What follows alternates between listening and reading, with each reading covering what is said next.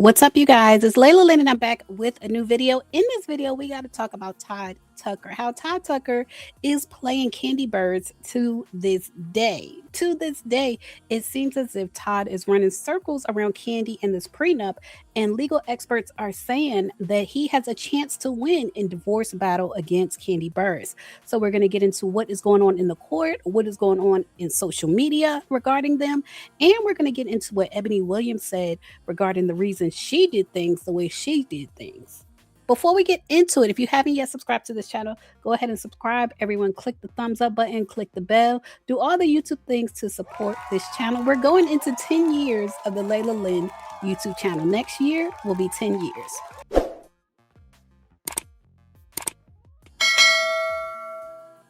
All right, you guys, so we're going to start with Us Weekly. They say why Todd Tucker has a chance to win in divorce battle against Kandi Birds, according to legal experts. So Kandi Birds' estranged, quote unquote, estranged husband Todd Tucker might have a fighting chance at winning his prenuptial argument in their ongoing divorce, but it'll be tricky, according to legal experts.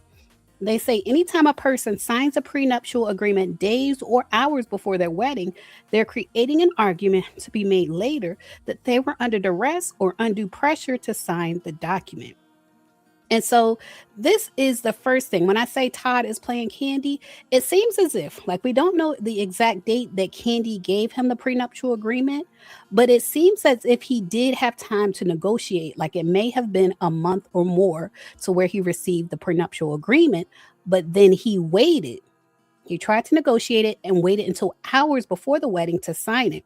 And it seems as if that was his first legal strategy. His first legal strategy was to literally like push it to the limit, push it to the wire, and not sign it until hours before the wedding. If y'all recall the footage, he asked Kandi to change at least 2 things. She finally agreed to change them. And then like the night before the wedding, he signed it. That may work in his favor. Now, the other thing they mentioned is coercion. They say because Georgia requires full financial disclosure, voluntariness, and the absence of coercion, Todd would need to show that one of these elements was missing when he signed. This is where the wedding-related footage becomes significant. If the footage depicts Kandi or her family exerting undue pressure, setting last-minute deadlines, or presenting the prenup under emotionally charged circumstances, Todd's argument could be persuasive. And so that's why they want the unaired footage of that wedding special. And it's a possibility that one of those things happened, especially presenting the prenup under emotionally charged circumstances. It's very possible that it happened. But I also want to talk about something that actually Claudia Jordan brought up on Carlos King's show.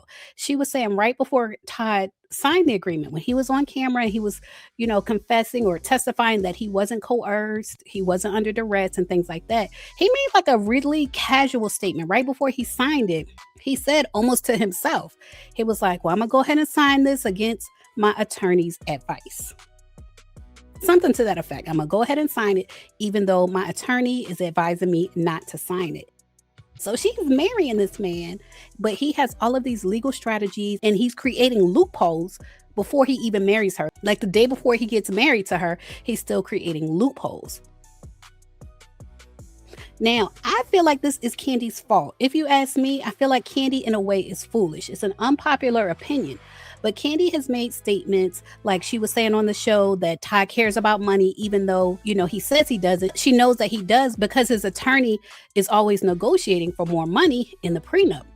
And the thing about that is Kandi is worth $30 million. $30 million, more money than most people will make in a lifetime.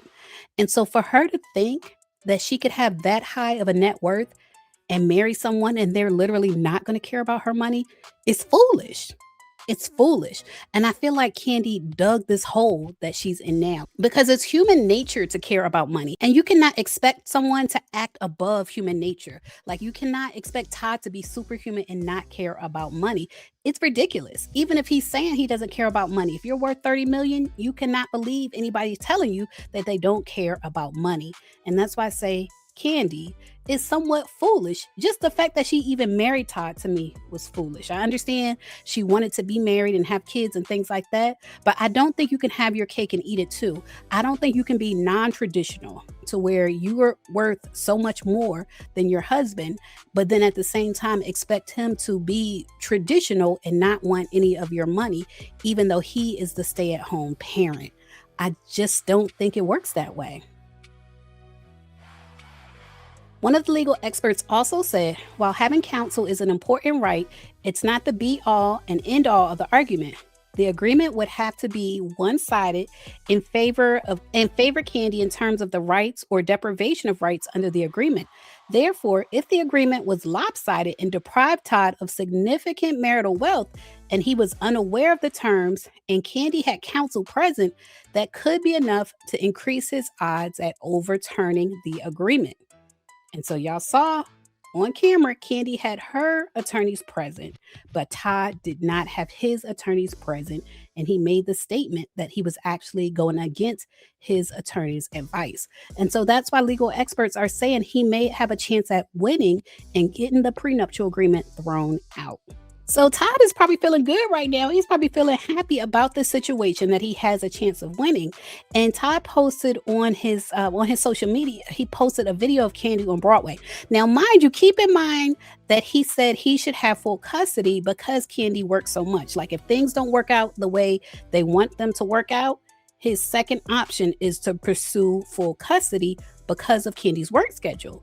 And so he posted her working. This is the part I feel like Kandi doesn't show that she sees what he's doing, but he posted her working and he put, at Kandi, great job, keep inspiring and doing your thing.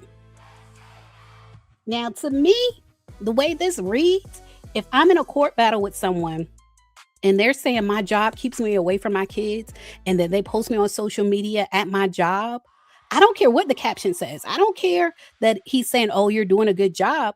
All I would see is the fact that he's highlighting that here I go again working out of town. He is literally highlighting her work in New York out of town. But you see, Kandi said thank you with a heart. And it just makes it seem like she really doesn't see what's going on here. Like she really can't read between the lines. It seems like there's a part of Kandi that is foolish, despite how much money she's made in the music industry. Just when it comes to like love and relationships, it's a part of her that's foolish. And Carlos King, who actually produced Kandi's wedding special, he had Eboni K who is an attorney. We've talked about her. I'll put a link in the top right hand corner of this video. We've talked about her on my channel before. When she had her child, she decided to use a donor, which I think was really, really smart. I think a lot of times women should just actually use a donor, like go to a bank and use a donor. And that's what Eboni K did. And she said part of the reason she did that is so she wouldn't end up in a situation like Kandi. This is what she said on Carlos King's podcast. I'll put a link to it in the comment section of this video. Reason that I decided to be a single mom by choice, Carlos King, and use a donor and not have a father for liberty, not use a friend, not have a co-parenting situation is because I knew my circumstances professionally would put me in Kandi's exact situation. And that I would very possibly end up paying child support for my own daughter. Oh, absolutely. Excuse me. I would easily be in a position to have to go in front of a judge looking just like this and plead my own case for my own daughter that I carried and birthed to say, despite my travel schedule, my work schedule, my sometimes lack of real-time availability, I assure you I can make sure all of her needs are met, because that opens the door, Carlos, for exactly this, where a father, despite the relationship between me and the father, despite what we even previously agreed to, could then say, Your Honor, look at her. She's outside. She might be outside for very wonderful, noble reasons, but she's away from home. And children need, mom to be home. Mom's not available to be home. And so she has put her custody rights at risk from a legal standpoint. And I'm here to step into the pocket. I'm here to step into the role and play the primary